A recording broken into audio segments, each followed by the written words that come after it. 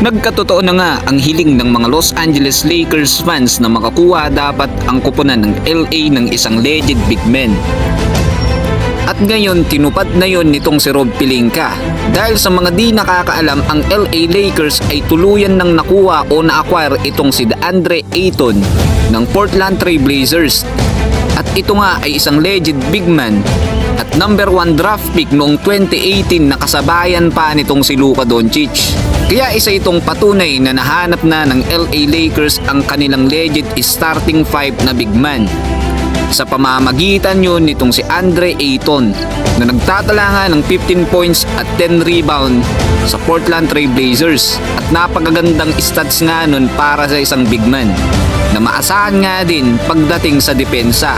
Ikinatuwa nga ito ni Lebron at ni Luka Doncic na ginawang move ng Los Angeles Lakers dahil alam naman natin kung ano talaga yung kakulangan ng LA tulad nga nung nakaraang playoffs na dinurog sila ng kuponan ng Minnesota Timberwolves dahil gumamit nga sila ng small ball lineup at kulang talaga sila sa big man. At ngayon nga, ang kakulangan na yun ay sinolusyonan na nitong manager ng Los Angeles Lakers na si Rob Pelinka.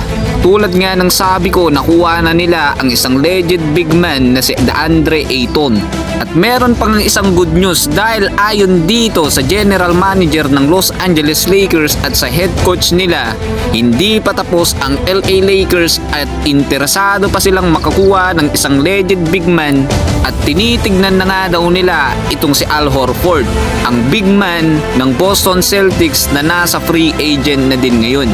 So abangan na lang natin kung ano nga ba yung mga susunod na hakbang na gagawin ng LA Lakers dahil alam naman natin na napakasolid na ng West Conference ngayon tulad nga ng Dallas Mavericks, Denver Nuggets at Houston Rockets na talagang naging solid ang kanilang lineup sa susunod na season. At ngayon, kung gusto ngang makipagsabayan ng LA Lakers ay dapat din silang gumawa ng solid lineup para nang sa ganun ay isa sila sa tunay na contender pagdating ng playoffs.